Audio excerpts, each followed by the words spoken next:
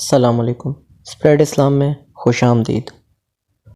وَمَن يَتَوَكَّلْ عَلَى اللَّهِ فَهُوَ حَسْبُهُ، اور جو اللہ پر بھروسہ کرے اللہ اس کے لیے کافی ہو جاتا ہے، اس کی ضروریات کا وہ خود کفیل ہوتا ہے اور اس کے کام اس کے ذمہ کرم پہ ہوتے ہیں، کو ہو کے دیکھے اس کا۔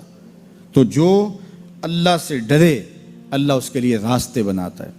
حضرت عوف بن مالک رضی اللہ تعالی عنہ الاشجعی حضور کی خدمت میں حاضر ہوئے اور عرض گزار ہوئے کہ میرا بیٹا سالم مشرکین کی قید میں ہے اور میں فاقوں کی حالت میں ہوں، تو فرمایا آل محمد کے پاس ایک سیر جو ہیں، بس اس کے علاوہ ہمارے پاس بھی کھانے کے لیے دنیاوی اسباب نہیں ہیں۔ کہا صبر کرو اور اللہ سے ڈرو اور لا حول ولا قوت الا باللہ کثرت کے ساتھ پڑھو۔ یہ ایسا وظیفہ ہے، ایک حدیث پاک میں آتا ہے کہ یہ 99 بیماریوں کا علاج ہے، اس میں سب سے کم درجے کی بیماری ہم اور غم ہے، یہ دکھوں کا مداوع ہے، مشکلات کا علاج ہے، اور یہ وظیفہ میرے حضور نے بتایا۔ حضرت ابو ذر غفاری رضی اللہ تعالیٰ عنہ کو حضور نے 5 چیزیں بتائی تھی، ان میں سے 5ویں چیز یہ تھی کہ ابو ذر کثرت کے ساتھ لا حول ولا قوت الا باللہ پڑھا کرو۔ فرمایا عرش الہی کے نیچے ایک خاص خزانہ ہے، یہ وظیفہ وہاں سے آیا ہے، یہ زندگی میں معمول بنا لو، جب پھنس جاؤ مشکلات میں آ جاؤ تو لا حول ولا قوت الا باللہ پڑھو، اللہ راستے کھولے گا۔ تو حضور نے 3 چیزیں فرمائی، اللہ سے ڈرو، صبر کرو اور کثرت کے ساتھ لا حول ولا قوت الا باللہ پڑھو۔ وہ فرماتے ہیں کہ میں یہ عمل شروع کیا، ابھی گھر میں بیٹھا ہی تھا کہ دروازے پہ دستک ہوئی، تو میں اٹھا کہ دروازہ کھولوں دیکھوں کہ کون ہے، تو دروازہ کھولا، دیکھا میرا بیٹا کھڑا ہے اور اس کے پیچھے 100 اونٹ کھڑے ہیں۔ تو میں نے کہا کہ تم اور یہ اونٹ؟ کہا مجھے موقع لگ گیا، میں ان کی قید سے بھاگ آیا اور آتے آتے ان کے 100 اونٹ بھی ہانک لایا ہوں۔ وَيَرْزُقْهُ مِنْ حَيْثُ لَا يَحْتَسِبُ، وہ تمہیں وہاں سے رزق دے گا جہاں سے تمہیں گمان بھی نہیں، اس کے ہو کے تو دیکھو۔ اللہ اکبر، اللہ کے ہو جاؤ تو پھر وہ تمہاری ضرورتوں کا کفیل ہو جائے گا۔ فرمایا حضرت عبداللہ ابن مسعود رضی اللہ تعالیٰ عنہ نے کہ کسی شخص کو فقر و فاقہ آ جائے تو وہ لوگوں کو بتائے کہ میں آج کل بڑے مشکل حالات میں ہوں، ہر وقت لوگوں کو بتاتا رہے تو اس کی مشکل بڑھے گی، اس کی مشکلیں آسان نہیں ہوں گی اس طرح۔ اور اگر وہ اپنی اس مشکل کو کسی سے شیئر نہ کرے بلکہ مصلی بچھا کے اپنے رب سے کہے کہ مالک فقر و فاقہ آ گیا ہے اور اس کا علاج تیرے پاس ہے، اس مرض کا مداوع تیرے پاس ہے، تو حضرت عبداللہ ابن مسعود فرماتے ہیں کہ رسول کریم نے فرمایا جلد یا بدیر اللہ اس کو مالا مال فرما دے گا۔ یہ بھی کبھی کر کے دیکھو، مشکل آ جائے، فاقہ آ جائے، مصیبت آ جائے، کسی سے نہ کہو، صرف اپنے رب سے کہو، پھر دیکھنا اس کی کرم نوازیوں کا می کیسے برستا ہے۔ فرمایا اللہ پر بھروسہ کرنے کا جو حق ہے اگر وہ تم ادا کر دو، وہ تمہیں ایسے رزق عطا کرے جیسے پرندوں کو عطا کرتا۔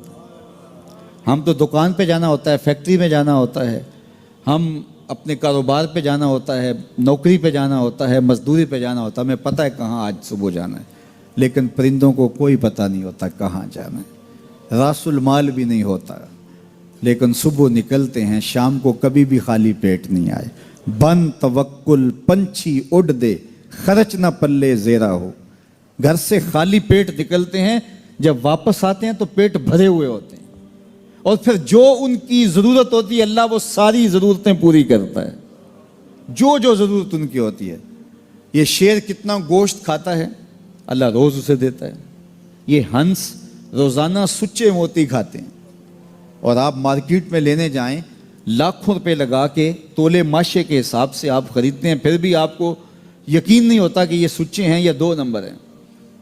اور ہنس دنیا پہ کروڑوں جانور پائے جاتے ہیں، روز کھاتے ہیں، صبح بھی، شام بھی، دوپہر بھی، پیٹ بھر کے کھاتے ہیں، اللہ روز انہیں عطا کر۔ کہا اس پہ بھروسہ تو کر کے دیکھو، وہ تمہاری ضرورتوں کا کفیل ہوگا، اس پہ بھروسہ کرو گے وہ تمہیں وہاں سے دے گا جہاں تجھے گمان بھی نہیں ہوگا۔ ارشاد فرمایا جو اللہ سے ڈرے اللہ اس کے لیے راستے کھول دیتا ہے۔ اور اللہ اس کو وہاں سے دیتا ہے جہاں سے اسے گمان بھی نہیں ہوتا۔ حضور نبی رحمت صلی اللہ علیہ وسلم نے ارشاد فرمایا 4 اشخاص ایسے ہیں جن کو جنت میں جانے سے کوئی چیز نہیں روک سکتی، اور فرمایا اگر لوگوں کے سست پڑ جانے کا اندیشہ نہ ہو تو اے عمر میں تجھ کو کہوں کہ یہ بات گلی اور بازاروں میں لوگوں کو بتا دو۔ اور پھر حضور نے ان 4 اشخاص کا تذکرہ کیا۔ ایک وہ شخص جو والدین کے ساتھ حسن سلوک کرتا ہے، دوسرا وہ شخص جس کی اولاد زیادہ ہے ذرائع آمدنی تھوڑے ہیں لیکن وہ اپنی اولاد کے پیٹ میں لقمہ حرام نہیں جانے دیتا۔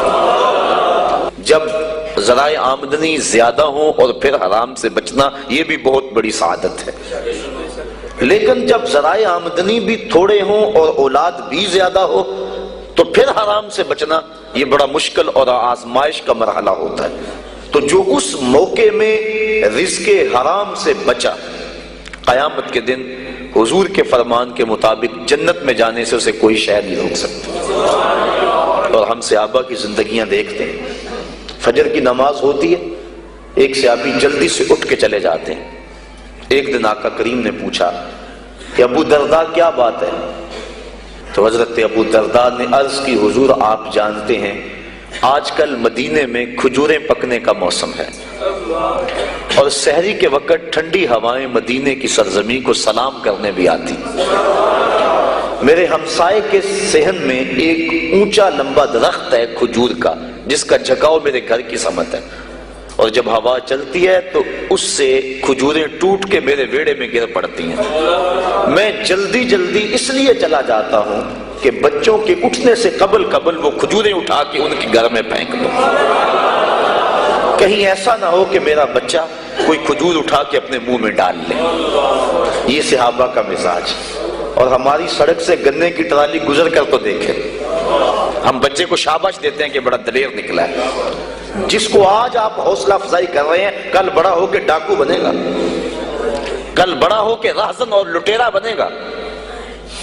اولاد کی تربیت کے باب میں یہ بات ہے کہ اگر وہ گناہ کا ارتکاب بچپن میں بھی کرتے ہیں تو ان کی وہاں حوصلہ شکنی کی جائے تاکہ ان کے دل میں گناہ سے نفرت پیدا ہو جائے۔ تو حضرت ابو درداء نے عرض کی حضور میں اس لیے جلدی چلا جاتا ہوں کہ ہمسائے کے گھر سے جو کھجور کا درخت ہماری سمت جھکا ہوا ہے اس کی کھجوریں جو گرتی ہیں میں ان کو اٹھا کے ان کے صحن میں پھینک دوں تاکہ کہ میرا بچہ وہ کھجور اپنے اندر نہ لے لے۔ اور آپ جانتے ہیں کہ حضرت امام حسین رضی اللہ تعالیٰ عنہ مسجد نبوی میں آئے، صدقے کی کھجوروں کا ڈھیر لگا ہوا تھا، بچے تھے، ایک کھجور اٹھا کے انہوں نے اپنے منہ میں ڈال لی۔ تو آقا کریم صلی اللہ علیہ وسلم تیزی سے آگے بڑھے اور ان کے حلق میں انگلی ڈال کر حضور نے کہا کہ اس کو نکالو باہر اور اندر سے کھجور باہر نکلوا دیں۔ میں اور آپ اپنے رزق پر اگر غور کر لیں اور اپنے رزق کی حلت کا سامان کر لیں تو عبادت کی لذت نصیب ہو جائے۔